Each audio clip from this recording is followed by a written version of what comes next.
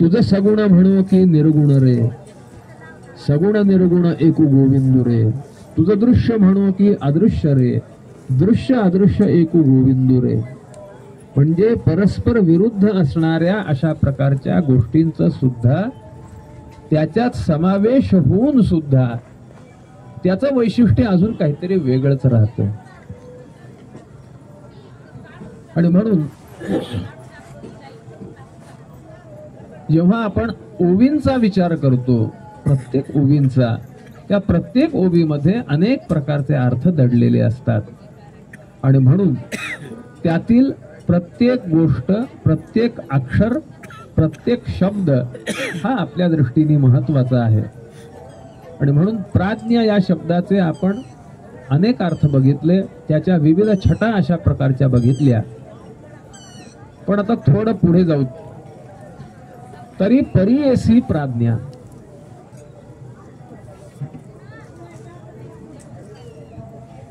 श्रोत्याचा अधिकार सांगत असताना जी ओवी या ठिकाणी येते त्यातील त्यांनी सांगितलं की परियेसी, तू नीट जाणून घे. का तर प्राज्ञा, तू हुशार आहेस म्हणून. म्हणजे मीमांसेमध्ये ज्याप्रमाणे अर्थक्रमापेक्षा पाठक्रम हा कमी दर्जाचा मानलेला आहे, म्हणून पहिल्यांदा मी प्राज्ञ शब्दाचा अर्थ सांगितला, मग परियेसी या शब्दाचा अर्थ सांगितला. कारण अर्थक्रम बलवान असतो पाठक्रमापेक्षा सुद्धा. तू परियेसी, जाणून घे. का? कारण तू हुशार आहेस.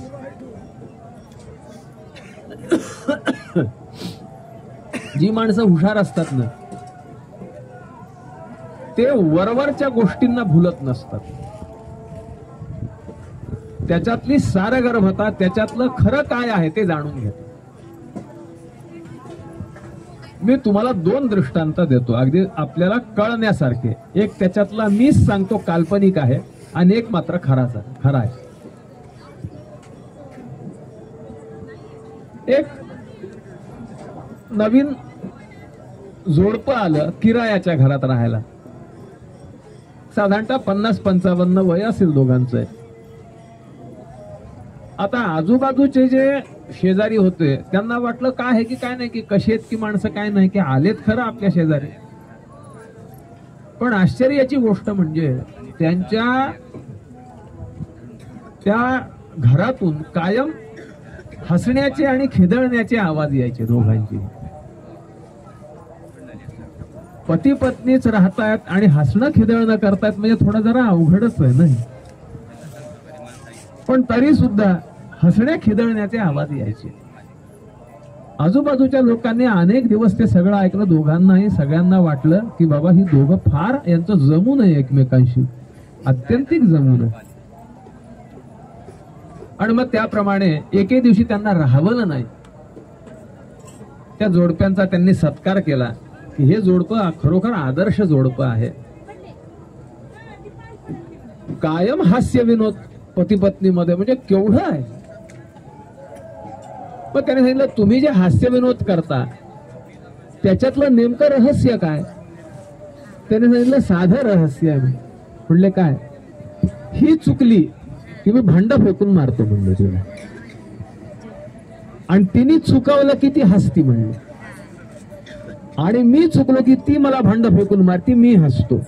म्हणजे यांच्या हसण्या खिदळण्याच्या पाठीमागचा काय प्रकार? म्हणून परियेसी प्राज्ञा. आता काल्पनिक हा दृष्टांत झाला. मी माझ्या स्वतःच्या ह्याच्यातला एक सांगतो. भागवताच्या कथेच्या वेळी गेलो, समाप्ती होती. यजमान खूप चांगला होता, श्रद्धावान होता, चांगला श्रीमंत होता. त्याने सगळ्यांना जेवायला छानपैकी पंचपक्वान्न केली होती.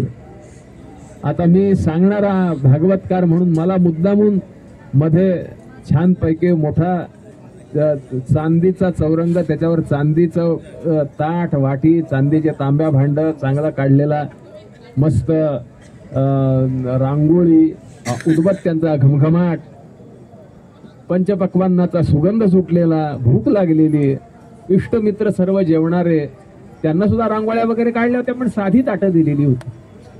मला मात्र चांदीचा चौरंगा, चांदीचा ताट, चांदीचे पाट, अगदी म्हणजे अगदी जसं आपण ह्याच्यात ऐकतो तसं जेवायला बसलो. मला पण भूक लागलेली होती. बसलो आणि प्रकार अशा प्रकारचा झाला की तो जो चौरंग जो होता त्याचा एक भाग जो आहे, एक त्याचा जो पाय जो आहे तो थोडा कमी होता. त्याच्यामुळे तो कटकट कटकट वाजायचा. तो वाजू नये म्हणून मला जास्त खाता आलं नाही. सगळ्यांना वाटलं गुरुजींचं काय मोठं आदरातिथ्य झालं. सगळ्यांनी मात्र वा वा गुरुजी तुमच्यामुळं आम्हाला मिळालं म्हणून अगदी ताड्या मारला. मला मात्र अर्धवट उठावं लागलं. का? तरी परी येसी प्राज्ञा. मला एकाने विचारलं की संसार सुखाचा आहे का दुःखाचा? म्हणलं सुखाचा पण आहे आणि दुःखाचा पण आहे. म्हणले कसं? पोरीचं लग्न निघालं. पोरीचं लग्न सुखाचं आहे का दुःखाचं आहे सांगा बरं? सुखाचं जर म्हणायला जर जावं, पाठवणी करताना रडता का? बरं. दुःखाचं जर म्हणायला जर जावं तर 10-10 लाख रुपये खर्च का करता? सुखाचं आहे का दुःखाचं आहे? काय आहे? म्हणून आमच्या भर्तृहरीने फार सुंदर सांगून ठेवलेलं, संसारो सुखमयो वा विषमयो वा. हा संसार सुखमय आहे का विषमय आहे काही कळत नाही. आणि म्हणून हे जाणून घेतलं पाहिजे. जो जाणतो तो वाचतो, जो जाणत नाही तो पडतो. आज मला खूप आनंद झाला की ते इथं अशी या वेळापूर्वा अशा प्रकारचा प्रसंग आहे म्हणे की चोर लागले असं काही जणांचं मत आहे. आणि काही जणांचं मत आहे की विठोबाला बघितल्यानंतर त्यांना अनावरता निर्माण झाली. आणि मी तुम्हाला खरं सांगतो, ज्याच्या मनामध्ये परमेश्वराविषयीचं प्रेम आहे त्याच्या काही लक्षात राहत. चैतन्य महाप्रभू फार मोठे बंगालमधले, आपल्याकडले ज्याप्रमाणे ज्ञानेश्वरादी संत होऊन गेले, बंगालमध्ये चैतन्य महाप्रभूंचं फार मोठं नाव आहे. गोपाल कृष्णांचं त्यांना आत्यंतिक वेळ. एकदा ते समुद्र तीरावर गेले आणि समुद्र तीरावर गेल्यानंतर त्या समुद्राचं निळं पाणी पाहिल्यानंतर त्यांना भगवंतांची आठवण आली. आणि आठवण आल्यानंतर ते भगवंताला भेटण्यासाठी त्या समुद्रात गेले. ते गेलेच. अशा प्रकारचा त्यांचा देहांत झालेला. म्हणजे चोर आले तरी सुद्धा माणसाला पळावं लागतं, देव दिसला तरी सुद्धा माणसाला पळावं लागतं. आणि म्हणून आमच्या विष्णुदास कवींनी फार सुंदर एक पद केलेलं आहे, एक फार सुंदर अष्टक केलेलं. दारा पुत्र कलत्र व्याघ्र शुकरा दी अस्वले लांडगे वांछिती जीव घ्यावयास अवघा शत्रू जगी व्यापला अंबाबाई आता नको पुनरपी संसारी घालू मला. हे चोर कोण आहेत? हे चोर कोण आहेत? हे जे आपले लोक आहेत तेच चोर आहेत. दुसरं कोण आहे चोर? आणि म्हणून हे सगळं जाणून घ्यायचंय आम्हाला की आम्ही काय करतोय. आमच्या अमोलने काल फार सुंदर सांगितलं, वारी कशा करता करायची. आम्ही अधिकारी आहोत का त्या वारी? आम्ही काय करतोय वारी? आणि हे सगळं जाणणं, अर्जुना तू हे सगळं जाणतोस. आपल्या गुरुजींना काय अपेक्षित आहे हे ज्याला कळतं त्याला म्हणायचं जाणकार. अर्जुनाला काय कळत होतं? मी महाभारतात जास्त शिरत नाही, एकच गोष्ट सांगतो म्हणजे तुमच्या लक्षात येईल. तुम्ही ऐकली असेल ती गोष्ट. भीष्माचार्य त्यांच्या शरीरात बाण घुसले आणि ते पडले. आणि पडल्यानंतर पूर्ण अंगाला त्यांच्या अर्धे बाण आलेले होते. त्याच्यामुळे ते जेव्हा पडले त्यावेळी बाणांच्या टोकांनी त्याच्यामध्ये घर केलं, त्याच्यावर असे पडले. पण झालं काय? त्याच्यामध्ये सगळं शरीर अधांतरी झालं, पण मान जी आहे ती मान मात्र हे अर्धवट अशा प्रकारची लटकू लागली. मग काय करायचं? यांनी सांगितलं माझी मान फार दुखतीये रे, खूप मान दुखतीये. दुर्योधन राजा होता, त्यांनी लगेच रेशमाच्या उषा हे ते सगळं त्या ठिकाणी आणून दिलं. रेशमाच्या उषा वगैरे खाली ठेवू लागले. तर त्याने सांगितलं नाही, माझी आता शरशाई आहे, आता मला हे उपभोग घ्यायचे नाहीयेत इहलोकातलं. अर्जुनाला बोलवलं, अर्जुनाला बोलवा, तो मला या शय्येला उपयुक्त अशा प्रकारची हे दिल, उशी दिल मला. अर्जुना, माझी मान खाली पडली आहे, ती मान व्यवस्थित कर. यांनी ताबडतोब मंत्र म्हणला, एक बाण सोडला. बाण सोडल्यानंतर 3-4 बाण अशी तयार झाले आणि त्याची अशी उशी तयार झाली. त्याच्यावर त्यांचं डोकं जे त्या ठिकाणी लागलं. अरे म्हणले, तहान खूप लागली आहे, मला पाणी द्या. अरे दुर्योधनाने ताबडतोब थंडगार पाणी, वाळा घातलेलं सगळं व्यवस्थित हे केलं. त्याने सांगितलं नाही, आता हे उपभोग मला चालणारे नाहीत, मी आता निघालेलो आहे, हे उपभोग मला उपयोगी नाही आहेत. अर्जुना इकडे ये. अर्जुन आला. अर्जुनाला सांगितलं मला पाणी दे. यांनी वरुणास्त्राचं आवाहन केलं, बाण मारला आणि बाण मारल्यानंतर खालच्या पाताळ गंगेचं पाणी जे आहे त्याची धार बरोबर यांच्या तोंडामध्ये पडली. म्हणून तरी परियेसी गा प्राज्ञा, हे आपल्याला जाणून घेता आलं पाहिजे, आपल्याला कळालं पाहिजे. कसं दिसणं वेगळं, कळणं वेगळं आणि वळणं त्याच्यापेक्षा वेगळं. अगदी साधं, मी एखादा संस्कृत श्लोक म्हणला, तुम्हाला ऐकायला आला की नाही? आला. अहो कळाला काय? नाही कळा. संस्कृत जाऊ द्या, मराठीतला श्लोक मी म्हणून दाखवतो. सदा श्रितपदा सदा विनोदास्पदा. काय कळा? पण मोरोपंतांची कविता कळणं फार अवघड आहे. दिसणं वेगळं, कळणं वेगळं, कळल्यानंतर वळणं त्याच्यापेक्षा वेगळं. हे सगळं परियेसा या एका शब्दामध्ये आमच्या माऊलींनी सांगितलं. दिसणं, कळणं, वळणं हे सगळं सगळं जे आहे त्यांनी एका फक्त परियेसा याच्यामध्ये. पुढे जाऊ. तो आस्थेची संज्ञा. अर्जुना, आस्था हा शब्द जर उच्चारला तर त्याचं इहलोकातील जर प्रतिबिंब जर कोणतं पाहिजे असेल तर ते अर्जुना तुझं नाव घ्यावं लागेल. आस्था या शब्दाचा अर्थ काय? आस्थीयते इथे आस्था, जी ठेवली जाते त्याला म्हणायचं आस्था. काय ठेवली जाते मला सांगा? श्रद्धा ठेवली जाते. श्रद्धा या शब्दाचा अर्थ काय? एक लक्षात ठेवा, मला पहिल्यांदा मला काहीतरी अनुभव येईल आणि मग मी श्रद्धा ठेवीन असं होऊ शकत नाही. अनुभव न येता जी ठेवली जाते त्याला म्हणायचं श्रद्धा. मला पहिल्यांदा देव दिसू दे, मग मी देव आहे हे मान्य करीन. समर्थ रामदास स्वामींच्या चरित्रात एक प्रसंग येतो की त्यांचे एक शिष्य होते. ते शिष्य भिक्षा मागत गेले आणि नेमकं मिरज नावाचं गाव आहे, तिथं एक मुसलमान अधिकारी होता.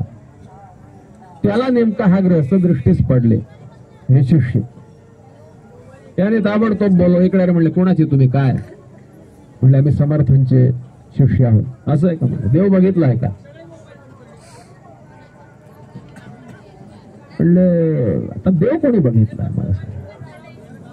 देव गुरुजींनी बघितलाय का? म्हणले हो.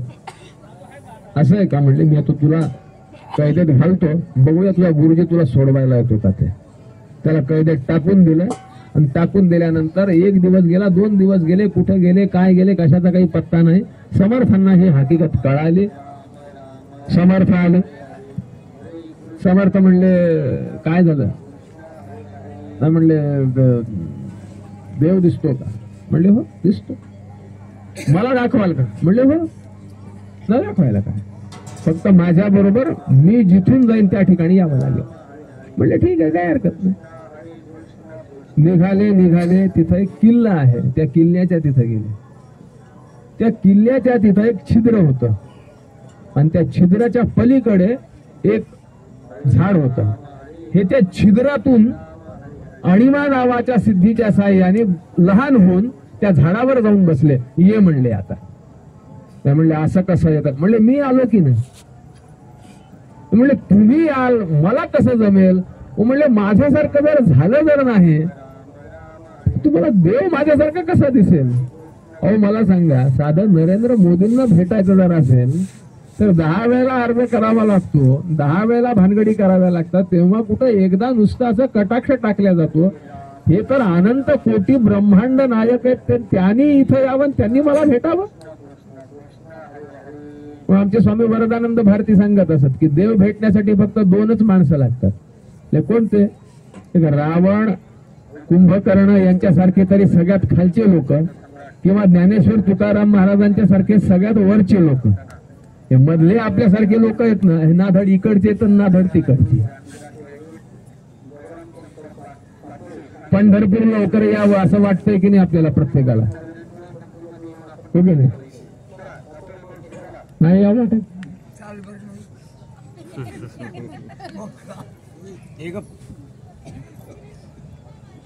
यावं वाटत.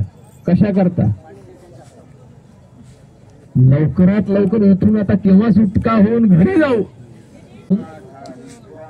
श्रद्धा जी असते, श्रत अधिक धा अशा प्रकारचा त्याच्यामधला धातू आहे. श्रत म्हणजे परमेश्वरावरची, जे धा म्हणजे ठेवणे, परमेश्वरावर जी ठेवली जाते त्याला म्हणायचं श्रद्धा. किंवा अगदी साधा प्रसिद्ध अशा प्रकारचा आहे, गुरु वेदांत वाक्येषु दृढ विश्वास हा नाम श्रद्धा. गुरुजी किंवा वेदांत वाक्य यांच्यावर ठेवली जाणारी जी श्रद्धा, जो विश्वास, त्याला म्हणायचं श्रद्धा. अनुभव येत नसताना सुद्धा आपण काही वस्तू मानतो का मानत नाही? मला सांगा. पृथ्वी गोल आहे का चौकोनी आहे? का आहे? पृथ्वी गोल आहे, दिसती का आपल्याला? नाही दिसत. सूर्य फिरतो का पृथ्वी फिरती? नाही. म्हणजे पृथ्वी फिरती, सूर्य आहे तिथेच राहतो. मानतो काय आपण? नाही. म्हणले वैज्ञानिकांनी सिद्ध केलेलं आहे. म्हणले अरे मग वैज्ञानिकांनी सिद्ध केलेलं जर आपण जर मानत जर असू, तर आमच्या अध्यात्मशास्त्रातले वैज्ञानिक म्हणजे हे ज्ञानेश्वर तुकाराम आदी संतच आहेत, दुसरं कोण आहे? पण त्यांनी जर एखादी जर गोष्ट जर त्यांनी जर एखादी गोष्ट जर मानलेली जर असेल, तर त्यांच्यावर भरोसा ठेवून आम्ही जर त्या ठिकाणी जर चालत जर राहू, तर आम्हाला सुद्धा निश्चित अशा प्रकारचं न गठायला काय झालं, परमेश्वर न मिळायला काय झालं, काय का नाही होऊ शकत. आणि म्हणून तो आस्थेची संज्ञा, बोलेली या गोष्टीची अवज्ञा करू नये. त्यामुळे जास्त बोलता येत नाहीये. एक फक्त दृष्टांत सांगतो, बोलेली या गोष्टीची अवज्ञा कशी करायची नसती गुरुजींच्या विषयी, तेवढं सांगतो आणि पुरे करतो. आजचं गोंदवलेकर महाराज म्हणून आपल्या त्या गोंदवल्याला खूप मोठे संत होऊन गेले. आता सुद्धा त्यांचा खूप मोठा तिथं आश्रम आहे, मठ आहे. तर हे अतिशय गुरुजींना शोधण्यासाठी पार हिमालयात वगैरे गेले होते. तिथे त्यांना आदेश झाला की तू इकडे तिकडे भटकू नकोस, तू मराठवाड्यात जा. हिंगोलीच्या जवळ येळेगाव म्हणून आहे, तिथं तुकामाई म्हणून एक संत राहतात, त्यांचा अनुग्रह तुला प्राप्त होईल. त्याला सांगून टाकून. तुकामाई हे वेगळे बरं, तुकाराम महाराज नाहीत. तुकामाई हे तिकडलेत, कदाचित इथल्यांना माहिती पण असतील बऱ्याच जणांना. हे गेले तिथं. हे गेल्यानंतर हे जेव्हा येणार होते, ज्या दिवशी येणार होते, त्यावेळी तुकामाई मोठमोठ्याने ओरडत रडत दगड मारत अरे आज मोठा चोर येणार आहे, माझ्याकडचं सगळं घेऊन जाणार आहे, आज एक मोठा चोर येणार आहे, माझ्याकडचं सगळं घेऊन जाणार आहे, म्हणून सगळ्यांना त्या ठिकाणी दगड मारत होते, वाटेल तसं वागत होते. मग आल्यानंतर यांनी खूप सेवा केली त्यांची, इतकी सेवा केली की बस काही विचारता सोय नाही.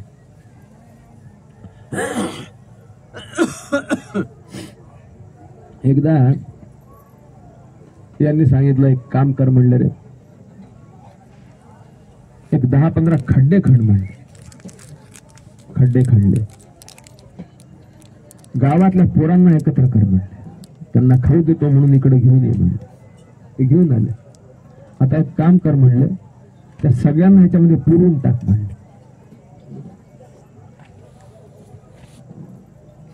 यांनी त्यांना अक्षरशः पुरल्यानंतर हे घरी गावात गेले आणि सांगितलं, तुमची पोरं कुठे आहेत? म्हणजे खेळायला गेलेत. म्हणले खेळायला गेलेले नाहीयेत, यांनी पुरून टाकलेत म्हणले. वाटल्यास माझ्या बरोबर चला, तिथं खड्डे खणलेत की नाही बघा, आत्ताच हे करून ठेवलेलं. हे सगळे गेले, बघतात तर काय ते सगळे खाणाखुणा दिसल्या. यांना इतकं मारलं त्या लोकांनी. आता पोरं गेली म्हणल्यानंतर, सगळं झाल्यानंतर मग तुका माहिती सांगितलं, तुम्ही मारलत बरोबर, पण तुमची पोरं आली का हो म्हणले. म्हणजे नाही आली. पोरं पाहिजेत की नाही तुम्हाला, का नुसतंच मारत बसणार आहे?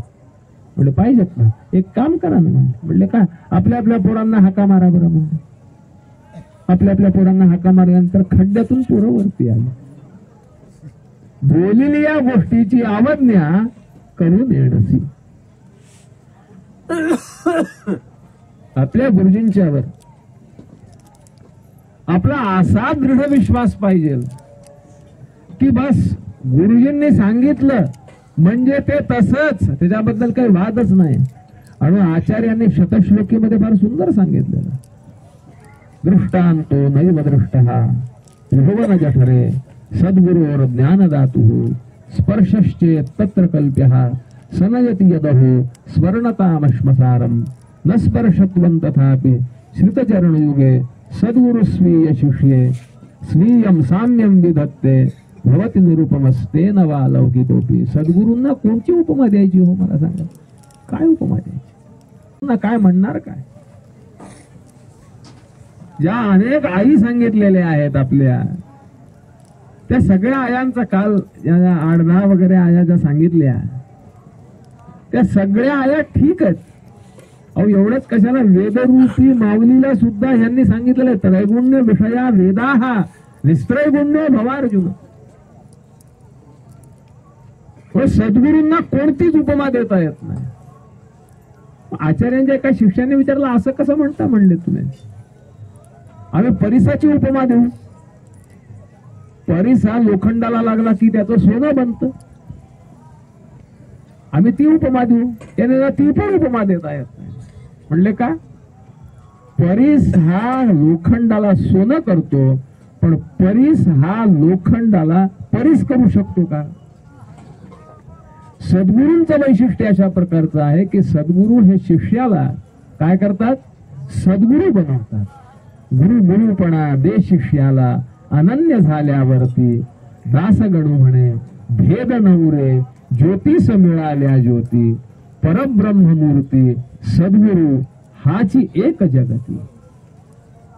आणि म्हणून श्रोता शिष्य हा कशा पद्धतीने असावा, याच्या अनेक पद्धतीचे ओव्या आपल्याला त्या ठिकाणी मिळतील, अनेक प्रकारचे दृष्टांत मिळतील, अनेक प्रकारच्या त्या ठिकाणची घटना पण आपल्या जीवनात, संतांच्या जीवनात आपल्याला बघायला मिळतील.